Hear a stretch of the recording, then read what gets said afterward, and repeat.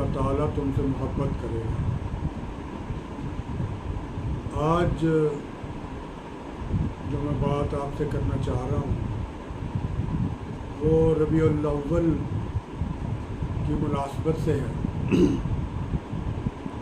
ربیع الاول کا مبارک ماہ شروع ہو چکا ہے اور اس مبارک ماہ کے شروع ہوتے ہی بہت سارے لوگ اللہ کے رسول صلی اللہ علیہ وآلہ وسلم سے محبت اور کئی لوگ عشق کا اظہار کرتے ہیں۔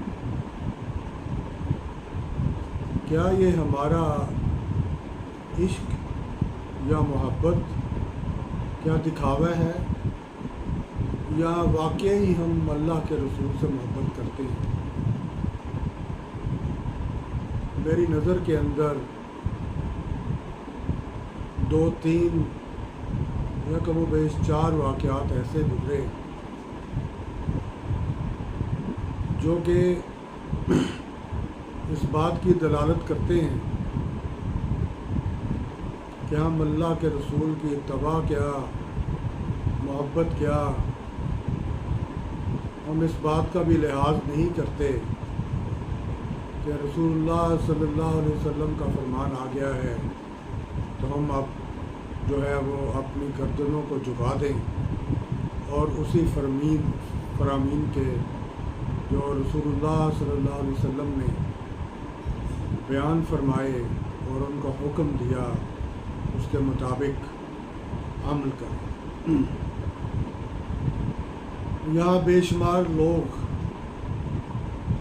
اس بات کے اوپر بھی بحث کرتے ہیں کہ فاتحہ خلف الامام پڑھنی چاہیے یا نہیں پڑھنی چاہیے۔ بے شمار لوگوں کے جو ہے وہ آپ لوگوں نے کلپ سنے ہوں گے، کوئی قرآن مجید کی آیت وَإِذَا قُرِئَ الْقُرْآنَ، جب اللہ کا کلام یا قرآن مجید آپ کے سامنے پڑھا جائے تو خاموش رہو اور سنو دھیان کے ساتھ۔ اور کچھ لوگ کہ لا صلاۃ لمن لا یقرأ الفاتحۃ الکتاب، اس حدیث کا ذکر کرتے ہیں کہ کوئی نماز فاتحہ کے بغیر نہیں ہوتی۔ میرا صرف اس ضمن کے اندر صرف ایک سوال ہے کہ قرآن مجید فرقان حمید اللہ تعالیٰ نے رسول اللہ صلی اللہ علیہ وسلم کے سینہ مبارک کے اوپر اتارا اور اللہ کے رسول صلی اللہ علیہ وآلہ وسلم سے بہتر میں نے 3 مرتبہ اس لیے کہا ہے تاکہ یہ بات آپ کے ذہن کے اندر پکی ہو جائے، اس قرآن کو سمجھنے والا کوئی نہیں، نہ کوئی آیا نہ کوئی قیامت والے دن تک اس کتاب کو سمجھنے والا آئے گا۔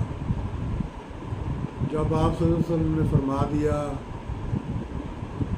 کہ سورۃ فاتحہ کے علاوہ تم خاموش رہا کرو، یعنی سورۃ فاتحہ پڑھا کرو، تو پھر ہم کون ہوتے ہیں کہ اس کے اوپر بحث کرنے والے ہیں، پھر قرآن کی آیات کو پیش کرنے والے، کیونکہ قرآن کا جو مفہوم ہے اللہ کے رسول سے بہتر کوئی نہیں جانتا۔ یہ اٹکل پچو مارنا بند کریں، اگر نہیں بند کر سکتے تو اللہ کے رسول کے ساتھ محبت کا جو ہے وہ اپنے معیار کو پرکھیں کہ واقعی اللہ کے رسول کے ساتھ محبت ہے کہ نہیں ہے۔ اللہ کے رسول کے ساتھ محبت کن کو تھی؟ ایک واقعہ حدیث کی کتابوں میں ملتا ہے، آپ صلی اللہ علیہ وسلم مسجد نبی کے اندر تھے، آپ نے صحابہ سے فرمایا بیٹھ جاؤ، تو عبداللہ بن مسعود جو کہ مسجد نبی کے دروازے کے اوپر تھے وہ جوتیوں کے اوپر ہی بیٹھ گئے۔ یہ ہے حکم ماننے کا صحیح طریقہ کہ اللہ کے رسول جب فرما دیں کہ یہ کرنا ہے تو کرنا ہے۔ دوسرا واقعہ منا کے اندر 4 متواتر احادیث، 2 صحیح بخاری کی، 2 صحیح مسلم کی،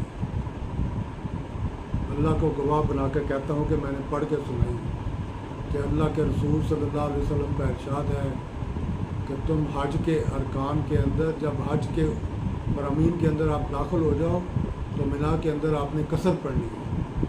میں نے لوگوں کو بتایا کہ یہ عبداللہ بن عمر کی احادیث ہیں، میں آپ کے سامنے بخاری اور مسلم کی حدیثیں پڑھ رہا ہوں، آپ یقین کریں گے؟ یہ دعویٰ کرنے والے انہوں نے کہا پہلے ہم دیکھیں گے کہ جو ہے فلاں امام نے کیا کہا تو فلاں امام نے کیا کہا۔ جب کائنات کے امام نے یہ کہہ دیا کہ آپ نے یہی پڑھنا ہے تو محبت کا تقاضا اور اتباع کا تقاضا بھی یہی ہے کہ وہی پڑھنا ہے اور اتنا ہی پڑھنا ہے۔ تیسری بات،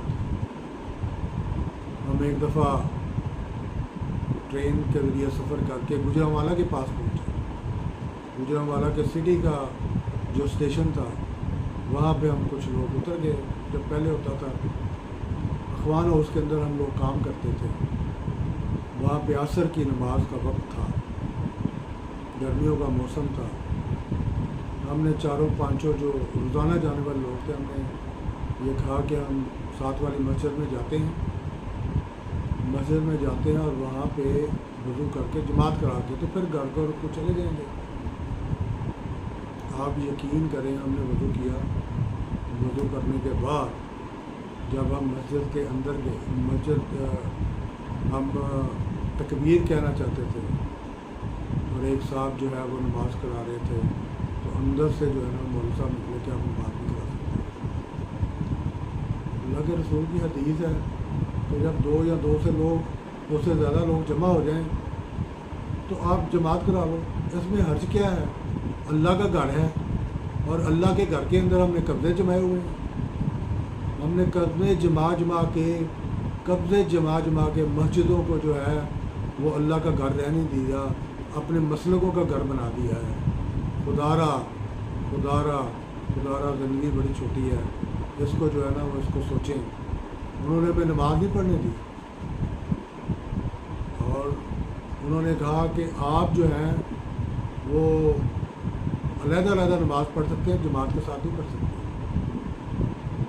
تو جب ہم نے اصرار کیا تو وہ مولوی صاحب نے اوپر سے 2-4 کنٹوکے بلائے جن کے ہاتھ میں پستولیں تھیں۔ ہم نے کہا جی آپ بعد آتے ہیں یا ہم کچھ کریں؟ ہم نے جناب وہ اپنے بیگ اٹھائے اور اٹھا کے جو ہے وہ چل پڑے۔ ایک چیز جو اللہ کے رسول نے فرما دی ہم اس کو کرنا چاہ رہے ہیں، ہمیں کرنے نہیں دیا جا رہا۔ یہ عجیب عشق ہے یہاں پہ 12 ربیع الاول کو جو ہیں وہ لوگ تقریریں کریں گے، عجیب شرکیہ نعتیں جو ہے وہ پڑھیں گے۔